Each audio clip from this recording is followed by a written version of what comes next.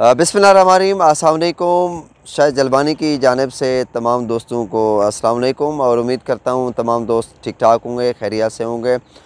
दोस्तों, मशहूर यूट्यूबर और टिक टाकर यूनुस गोरचानी की ख़ुदकुशी से मुतालिक हमने मामले को हाईलाइट किया था और इन मामलात को हाईलाइट करने में हमें काफ़ी मुश्किलात का भी सामना करना पड़ा और यूनुस गोरचानी के वाले से भी गुफ्तगू की और दाजल का सफ़र किया और उसके साथ साथ कोटचुट्टा से दाजल तक का जो सफ़र बना तकरीबन 40 किलोमीटर का और वापसी पे भी 40 यानी कि 80 किलोमीटर के फ़ासले पे जाके हमने इंटरव्यू किया और हक़ाइक़ दिखाए और ये भी हक़ाइक़ दिखाए कि यूनुस गोरचानी की ख़ुदकुशी की क्या वजह थी और यूनुस गोरचानी की कितना औलाद है। इन तमाम मामलात को जब हम हाईलाइट कर रहे थे तो इस दौरान हमें बहुत से मसाइल का भी सामना करना पड़ा, क्योंकि जो भी स्टोरी होती है जब हम कवर करने जाते हैं तो ज़ाहिर सी बात है मुख्तलिफ़ मसाइल का भी सामना करना पड़ता है, मुश्किलात भी आती रहती हैं।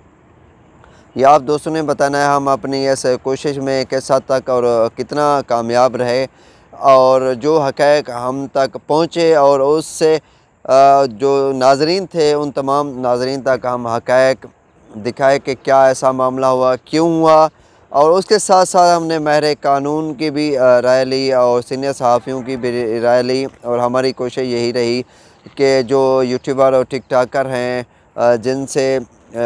ख़ानदान, लवाहिकीन और बहन भाई, दोस्त, अज़ीज़ व अक़ारिब जिनकी ज़िंदगी उनसे वाबस्ता होती है, उनके इस नाकर्दा काम की वजह से उनको कितना परेशानी का सामना करना पड़ता है। तमाम हक़ाइक़ से हमने पर्दा उठाया और उसके बाद यूनुस गोरचानी की ख़ुदकुशी की क्या वजूहात थी वो तमाम हक़ाइक़ हमने आप तक पहुँचाए। ये आपने नाज़रीन बताना है हम अपनी इस काविश में किस हद तक कितना कामयाब हुए। और आखिर में मेरा उन लोगों को भी एक पैगाम है जिनकी छोटी सी गलती की वजह से और जिनके छोटे ऐसे रवैयों की वजह से जो लोग अपनी ज़िंदगियों से हाथ धो बैठते हैं और जिनके लाख्त जिगर उनसे जुदा हो जाते हैं, कम अज़ कम उनको भी अपनी गलती का एहसास करना चाहिए और इस तरह के इक़दामात पे उनको नहीं मजबूर करना चाहिए कि उनकी ज़िंदगी ख़त्म हो जाए और उनके लवाहिकीन वो ज़िंदा लाश बने फिरे रहें और उनकी वालिदैन, बहनें,